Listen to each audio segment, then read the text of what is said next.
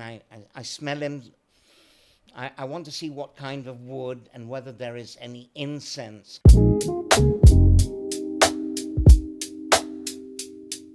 This is where we go to the next question. What makes a statue truly irreplaceable?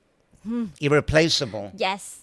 Well, Is the age, craftsmanship, history, or something less visible? Some energy? that's actually quite a good question and needs a lot of thinking about. It's not the craftsmanship is important. Nowadays, statues are carved commercially. Correct. But they're still, they don't give the attention. Like in the old days, you would give blessings to the tree before you cut it down. You would Yes, pray to the god of the yes. trees and the wood. The carver would fast. It was a religious experience to him, not a commercial one. He would take months, maybe even a year or more, to do one single statue rather than, but it's just not financially viable. Nowadays, they're commercially produced. Agree. Companies say, how many can you do in a month of these and that? Yes. So the whole mood thing has changed. So what makes a statue irreplaceable? It's the story, the rarity, the journey it's got through. Where has it been? What does the god represent? For me, each one is an individual. They're all irreplaceable. You can't say one is more irreplaceable than another. But for me, obviously, everybody has their own preferences. Correct. I definitely have my preferences because of the stories, the provenance that come with the statue. And also the meaning. Well, the meaning is what do you mean by the meaning? You told me before the podcast the meaning, but people would think that that's why you are collecting so many. They don't feel the meaning. Well, yes, each individual Yes. statue has a legend and a story. So it's not just pieces of wood carved, Correct. but also the skill of the carving, which is usually much better done by the old masters. There's still good masters around carving, but there are very few of them. Correct. I really see a lot of authentic, antique craftsmanship, and also it's really impressed me. I understand that this is your first collections. Yes, Is it? This is Zian Gui Ziankong. Jianggong. Are we actually filming him at the moment? Can I hold him or shall I Yes, leave can. him? Sure, definitely you can take. Is the camera on me? You can, Yeah. got. Then you All can right. show. This is exactly a classic example of why I'm collecting. I saw him on auction in UK. Wow, in All right. UK. In UK, and I had some ideas, but I thought it was Huang Huapo because of this figure attached. But I had a few ideas. I asked some expert friends. They weren't sure. So I got excited. And I made sure actually, nobody was really interested. I got him extremely cheaply. And he came. I was delighted when it's a very solid piece of wood. Beautiful carving. Yes. And I it's agree. got this figure, which I realize now it's demonic. It's a little demon. Oh, really? So this guy, Zheng Kui, there is a story that I traced that he comes from the Song dynasty. And he's not an official or a government officer. He's a private citizen Okay. who was really helped people in his locality, in his village, whenever there was a plague, sickness, famine. He would he prepared medicines to give to people. He used herbs, so he had knowledge of herbs. He also used his money to collect grain in order to feed people, other people.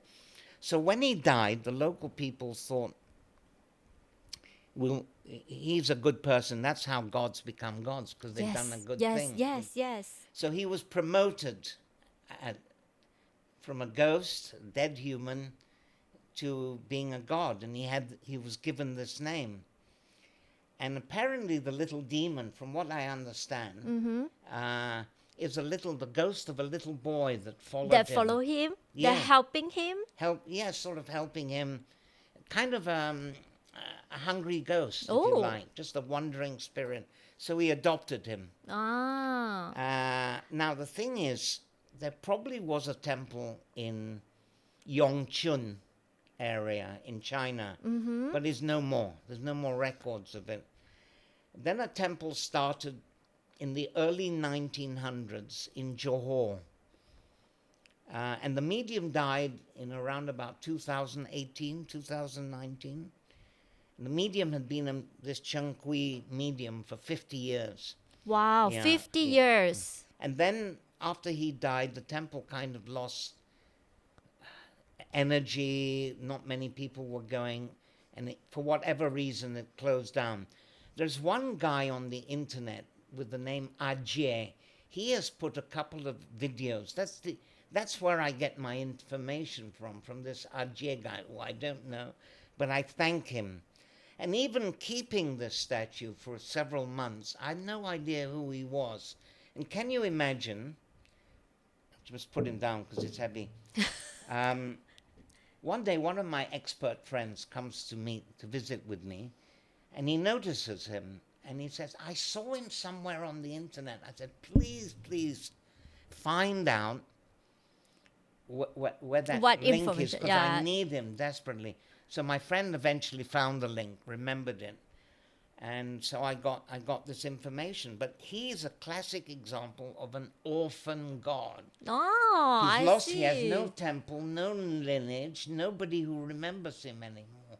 This is why we need And you. so, classic example of what I love and what I'm doing. Yeah, I agree. So, do you believe a statue carry the time and the energy of people who have worshipped it before? Of course, 100%. Like, how do you feel like when you collecting, when you papoi? Like, I want to understand more. Like, how do you feel about it? Well, each person is different. I mean, Yeah. if you have a photograph of your grandfather in your pocket and you take it out and you look at it, you get certain feelings that have to do with your memories. And then It's that maybe kind you of would get feeling. the other energies coming in. Yeah. So if I take a statue and I smell him, I want to see what kind of wood and whether there is any incense coming from him. And I look at the patina, and then I may get visions of people who came to pray to him, and what did they ask for? What did they request? Wow. But that is very vague, and that Yes. is so personal, I and it's tied understand. with my own memory. Yeah, I think that moment, that memory is within you. This You is can what. describe it as intangible. You can't touch it. Yes, I agree. But definitely every statue that is old holds the energy of all the people who came to worship it, Yeah. whether at home or in the temple. Yes, I agree. If one day these statues are no longer physical accessible, what will you hope people understand about them? That's the last question. I'm not sure what you mean by not any longer accessible. That means they don't exist any longer? Not physical Why? anymore. It would AI, take World AI War take V. over. AI take over. Something like that. So let's say we're going in future to a future time. Yeah. Like now is the 21st century. Let's go to the 30th century.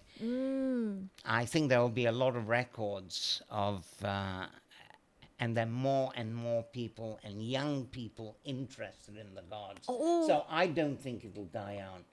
I mean, if you've gone in the internet and you look at China and Taiwan and Nanyang region, and sites like Sifu Yap's website, I mean, there's so many people interested in the story. The very reason we're doing this podcast, that will be saved already. Yes, yes, Just by yes. talking about Zheng Yes. Kui, he's forever recorded somewhere in the digital file. This is why we need this podcast. So what would people remember? People remember a time, and if I go back to the 1970s and 80s, already experts were saying folk religion will not survive. The Tankis will die out. Yes. The temples will, because people in the modern era of the internet will become modernized. But in fact, it's not true. The reverse has happened. There are more Kitongs, shamans today than there were in 1980. Correct. I Right. agree. I agree. And people are spending millions of dollars rebuilding and restoring temples. And even in China, after the Red Guard destruction, the tragic destruction of Mother China, of all the temples, they couldn't destroy, tens of thousands of temples. They couldn't find them all. There's so much surviving. So I think even AI or whatever takes over, or some government that hates religion, Yeah.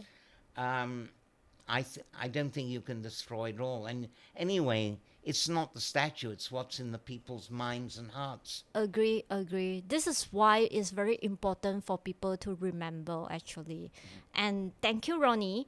I understand that you have your own website, which is we can put below the link for people to really can go through the Ronnie hard work for 15 years or more than 15 years. If you want to find anything, do you want to introduce your website? Yes, I think it should be written out. I mean, Yes. the one where I do most of my sharing, and we now have like 7.6 thousand followers, Wow. is local gods and their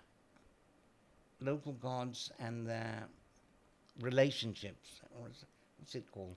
I don't even know. It's okay. We read that Yeah. now. Local gods and their legends. That's the one. Okay. Local gods. So there I do most of my sharing. But I had an earlier website that one can visit that lists all the Malaysian and Singapore temples photographed by my Sifu, Keith Stevens. And it's called Xiao Ang Mo Templing Yesterday. Xiao Ang Mo. Call you Xiao Ang Mo. Right.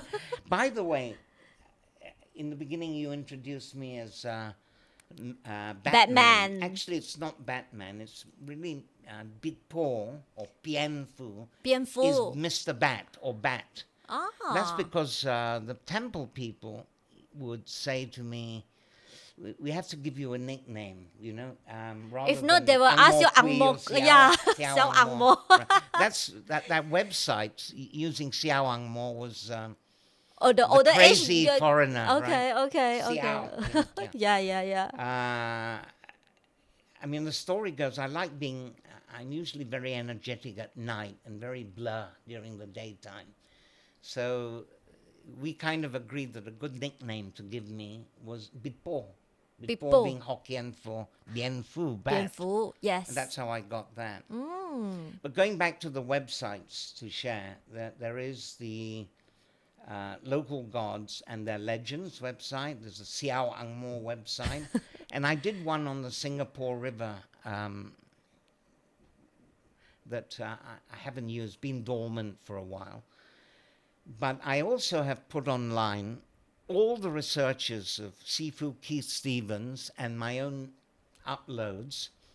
I said earlier, 3,000 plus statues Yes. of gods and their stories. And it's called The Book of Xianshen.com. That's the website.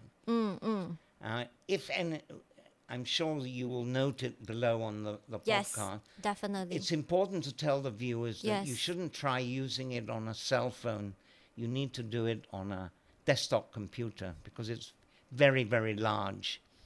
Imagine that if each god on average has 5 photographs and there are 3,000 gods, that's a hell Yes. of a lot of photos Yes, involved. I agree. Okay. Ronnie, thank you for your sharing today. We also thank you having T Kong Kia to come to your house and really see all the craftsmen, all the statues is so opened my eyes. Like I really didn't see outside maybe for a temple because it's very, very unique. Thank you so much for your time today, and we really appreciate like what are you sharing, your feelings, your knowledge, and about your journey with us. You're very welcome, and that's my agenda, and that's my intention, is to share the knowledge. Because I have an agreement with the gods. And they let me know. In one of the seances, the medium passed a message saying to me, "You are known to us, and keep on with the good work." So I get messages of encouragement from them. Yeah.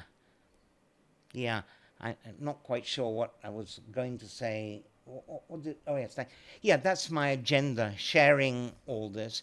And my agreement was, you take care of me financially, and I will spend my time writing about you. So I have an agreement with these gods. I kind of feel I have a mission For me, assigned to me.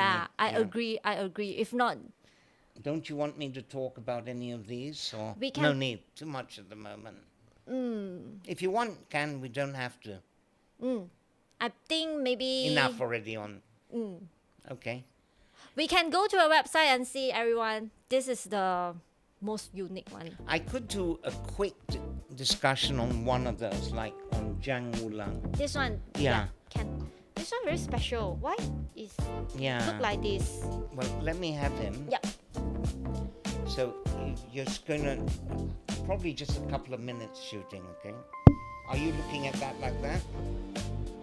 So this is Zhang Wulang from Asia. He's really unknown in Malaysia and Singapore and Nanyang. I first time see also.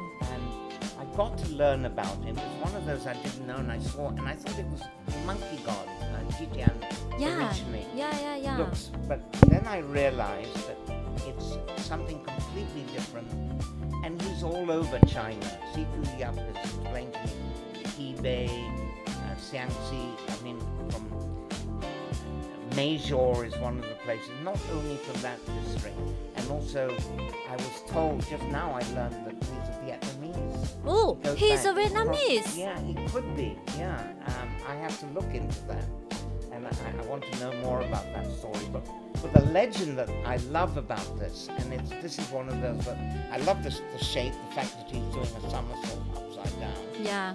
But also his legend that he was a student. Some say of Taishang Lao Jun. Taishang Lao Jun student. He's a student. Oh. And he went to study and learn Taoism to perfect himself. And he fell in love with the daughter called Jie, who is the daughter of the master. And the daughter loved him. And this is a big no-no. When you're studying under the master, you don't mess with the daughter of the master. So, being an honorable student, he went and told the master, your daughter and I were in love with each other. The master was furious. Don't you dare, you can't. And I'm going to expel you from my school. So Zhang told his lover, and the lover said, I want to go with you. Let's leave. The leaf? Yeah, let's depart. So they flee, being chased by the father who's chasing them to bring her back. And she, for a while, she has a magic umbrella. She's powerful herself, Gigi. Okay. And she hides her and Zhang under the magic umbrella. But still, the master finds them. The master power. Yeah, is more and powerful. the master has 3 swords, and he throws the 3 swords. The first 2, what happens is that JJ understands the power of the master will definitely kill him. Yes. So she takes her Gigi, it's what you call a menstrual cloth that women wore in those days, a rag, right? During the period time. Oh, okay. Which is considered very toxic. Yeah. Pangtang. Yeah, very pangtang. So she takes her Gigi and ties it round the head of her lover. Now the first 2 swords the swords are diverted because of the pollution. Yeah, because of the pollution from the Jie, the sword can't touch it.